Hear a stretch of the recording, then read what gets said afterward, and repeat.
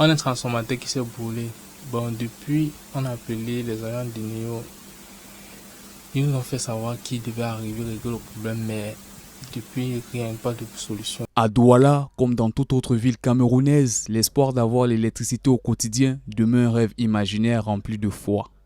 Depuis le début de l'année 2026, la capitale économique vibre au rythme des délestages récurrents. Le constat est alarmant.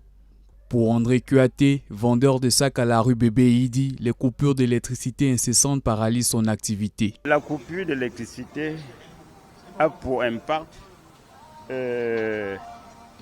ça rend l'intérieur obscur. Les clients n'ont plus la possibilité de voir les différents articles que moi je vends.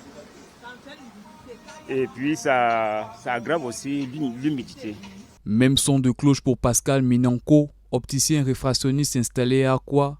Il ne cache pas sa colère. On a un impact très négatif, surtout au niveau de nos appareils. Ça nous endommage les appareils à tout moment. Bien évidemment, et ce sont les réalités du pays. Pour que ça s'améliore, on doit prendre des mesures.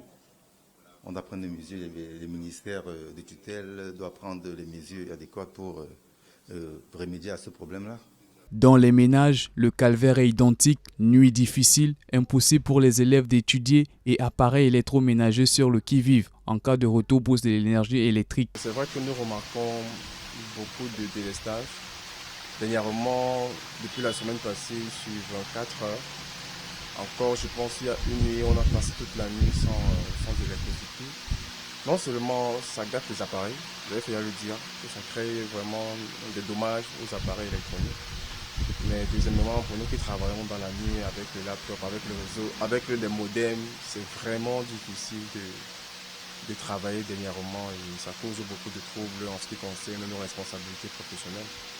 Donc par rapport au délestage, j'espère que ça pourra changer. Le dernier communiqué d'Eneo nourrit davantage les frustrations. La société prévient que les coupures vont s'intensifier dans les prochains jours, plus précisément dans le Grand Nord. Plus déconcertant encore, l'entreprise décline toute responsabilité, affirmant que les causes de ces perturbations ne reviennent pas de son ressort. Face à cette incapacité apparente de fournir aux Camerounais de l'électricité, le gouvernement gagnerait à migrer vers les panneaux solaires, comme c'est déjà le cas en Afrique du Sud, en Égypte, au Maroc et au Kenya. En plus, être éco, c'est bon pour la planète. Le Messager télévision, à l'écoute du peuple.